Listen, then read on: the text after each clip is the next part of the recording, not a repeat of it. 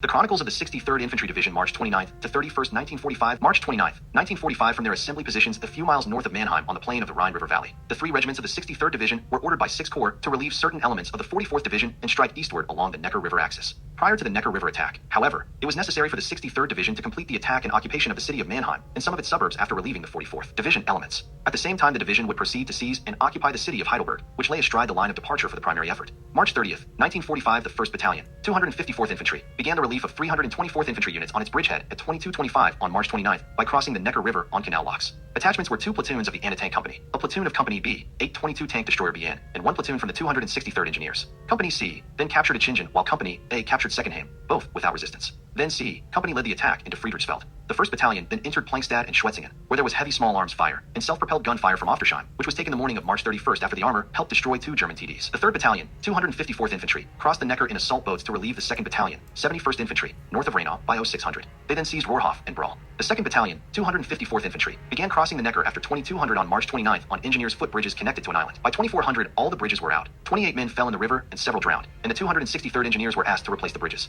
The bridges were replaced by 0230, and Companies E and F were completely across the river by 0400. The 2nd Battalion relieved elements of the 71st Infantry and was in central Mannheim by 0600. The Burgermeister had sought out the battalion earlier and capitulated to the 2nd Battalion CO, Major Howard Howdy Wilcox. Mannheim had received a great deal of heavy aerial bombardment, and its citizens were not interested in further destruction. The 2nd Battalion, 254th Infantry, was then detached at 1230 by the 6th Army Group and attached to the AGF Intelligence Service for Operation Cadet Target in Mannheim. This top-secret mission involved guarding various target installations to prevent the further looting or destruction of sensitive papers and materials. Intelligence also believed that heavy water was being manufactured in the area for possible use in new weapons. The patent office, factories, laboratories, offices, and the civil water system were among the facilities under guard. The billets included the bomb-damaged Hotel Mannheimer Hof, with its ample supply of wine and liquor found well hidden in the basement. This pleasant duty continued until 0200 on April 5th. The rest of the 254th was relieved by the 100th Infantry Division at 0600 on April 1st, and in turn the 254th relieved elements of the 4th Division near Schleswig. The French First Army came across the Rhine River from Ludwigshafen and through Mannheim in a huge stream of American-made vehicles that continued around the clock for days. The 861st Field Artillery was at a town called Hanschesheim north of Heidelberg where, on the 30th, one of the division artillery's L-4 liaison planes was attacked and shot down by 2 Focke Wolf 190s. The 255th Infantry was assigned the responsibility to seize and hold Heidelberg. It relieved the 114th Infantry Regiment, which was moving in a southerly direction toward the city on the 30th of March. The 3rd Battalion, 255th Infantry, relieved the 3rd Battalion, 114th Infantry, at 0430 south of Schleswig, and by 0630 Company L had seized Dassenheim, encountering little or no resistance. By 0815 the entire 3rd Battalion was in Neuenheim on the north side of the Neckar River and being harassed by moderate artillery fire. The 863rd Field Artillery soon occupied positions in Schleswig to support the attack on the city. Although all of the bridges were destroyed, some members of L Company had located a civilian boathouse which contained numerous rowboats and canoes. Since the harassing fire was not strong, the 3rd Battalion ferried itself across the river in the rowboats and canoes, each of which made numerous trips back and forth. By 1000 on the 30th of March, the 3 RD Battalion, 255th Infantry, was in possession of the city with L Company occupying one side of the Rammerstrasse and I Company on the other. George Powell's from D Company, 255th Infantry, could remember the old song his mother used to sing.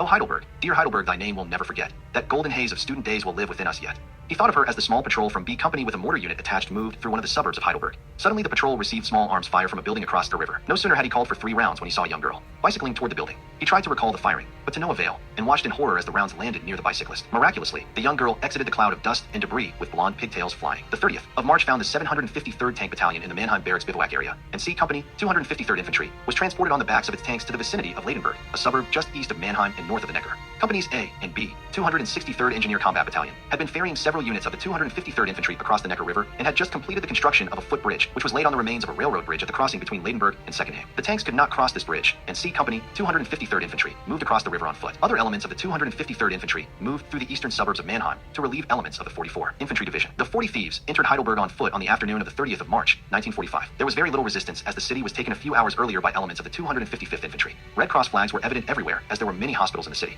The 40 Thieves went through the main street of the old city below the Schloss and out the east gate where the city trolley cars turned around. Following are excerpts from the Easter edition, 1985, of a Heidelberg newspaper marking the 40th anniversary of the American occupation of that city. Heidelberg could not be given the status of an open city because of Hitler's order that each settlement had to be fought for to the last man. Refusal to obey was punishable by the death penalty, said Dr. Bruggeman, 1945 IC officer of the staff of the badly beaten German 198th Infantry Division in the Heidelberg area. Bruggeman was one of the 3 mediators who drove to the northern Mannheim suburb of Keferdel near Viernheim to negotiate with the Americans for the protection of Heidelberg. Fritz Grimm was one of the drivers in the mission. On the trip he was shot in the hip and, in In spite of his injury, Grimm continued through no man's land between Dassenheim and Hansheim towards the Neckar banks. The bridges had been destroyed by the German pioneers, so young Annie then filled in and rode the mediators across the Neckar under artillery fire. Dr. Bruggemann was included in the negotiations as a military representative because the Americans refused to deal with civilians only. Although Heidelberg could not be declared an open city, the Americans agreed to respect a 150-meter radius around the military hospitals. This practically included the whole inner city. Mina Tobler, a schoolteacher in Heidelberg, wrote, "The first news on Easter Friday was that the bridges had been destroyed. The explosion was not as loud as we had expected. The first Americans arrived soon in rubber boats across the river, and tanks rolled in from the other direction. On Saturday, the streets were filled with Americans, and the Germans were shooting across the bridge to disturb the supply lines. A lot could be heard about the behavior of the soldiers. Most of the time, their conduct was respectful, but they dug in the back of the furthest drawers and closets, taking anything that shines. Most likely souvenirs for their families. There were bad happenings, but also examples of perfect manners. Among the other civilians were the 16 and 17-year-olds not yet drafted to work groups, or the military. They were ordered to gather at a marsh block in the Odenwald. Some obeyed the order and were captured, not to return to Heidelberg until years later. Others were luckier and remained in the city to observe the arrival of the Americans. One of them was Walter Lehr. He said that several days before the Americans arrived, a Hitler-Jugend leader ordered all of those born in 1928-29 to meet in Waldkatzenbach or in the HJ office. Walter told his mother that without a written order he would refuse to go, because the gunfire was so close it would not be too long before the Americans would take them. At night the fire lit the sky. My mother, of course, was afraid, but I kept the radio close to my bed and tuned to England. That kept me informed about the movement of the Allies. When the shooting came nearer, we made our beds in the cellar. Then came Easter Friday. Somebody came into the cellar and told us that very slow planes are moving over the city. We boys thought it might be the Allied reconnaissance planes. We lived close to the river and soon noticed the arrival of German soldiers who belonged to the recuperating group located in the Wilken School. Part of this school was a quarantine area for soldiers with communicable diseases. We noticed that the soldiers wanted to dig in. They had panzer grenades and machine guns. Suddenly we boys discovered a man on the other side of the river. The man gave us a signal and we helped him to our side. He wore American military trousers and had a camera. He spoke German. The soldiers changed their minds and retreated, taking the man with them. He could have been a frontline reporter. After a while, a woman brought the news to us that the Americans were in Heidelberg in the Bismarck Square. The planes were no longer visible. Around 5 o'clock, a boy announced the arrival of tanks from the Wieblingen direction. First we thought they were German, but later we noticed the white stars. The tension grew. Everybody thought, what will happen next? Then we could see that on both sides of the tanks were American infantry. Then came jeeps, some of them dragging German flags in the mud. Some jeeps had street names like Adolf Hitler Strasse attached. Some Americans wore SS caps or SA Dirks. The first words I have heard from the Americans were, "You German bastards." Heidelberg was not defended and not bombarded for several reasons. It contained several hospitals, which were treating as many as 30,000 wounded people in clearly marked buildings, and it was a city with considerable historic value, but only inconsequential amounts of industrial activity. So the ancient red sandstone castle with the 50,000-gallon barrel of wine overlooking the Neckar River and the historic bridge less the center span, as well as the Heidelberg University and its buildings, were saved for posterity. Lieutenant Colonel Glenn Williamson, the division chemical officer, had requested ideas from anyone who had a thought concerning the disarming of German shoe mines, which had been causing a large number of casualties. Sergeant George Robinson, Headquarters Company, 2nd BN, 255th Infantry, contributed a device which consisted of 15 12-inch wheels on a 42-inch axle, which could be pushed ahead of advancing infantrymen. The wheels would explode the mines before the men came in contact with them. A successful prototype was constructed by the Headquarters and Service Company, 263rd Engineer Combat Battalion. March 31st, 1945, the direction of attack had changed, and with that, a reassignment of the division from the 15th Corps to the 6th Corps. With Heidelberg in the possession of the 255th Infantry, the 253rd moved through the city and attacked toward the east and southeast at 0730 on March 31st. After a preliminary bombing and strafing of the road east of Heidelberg by the 12th TC, Company C,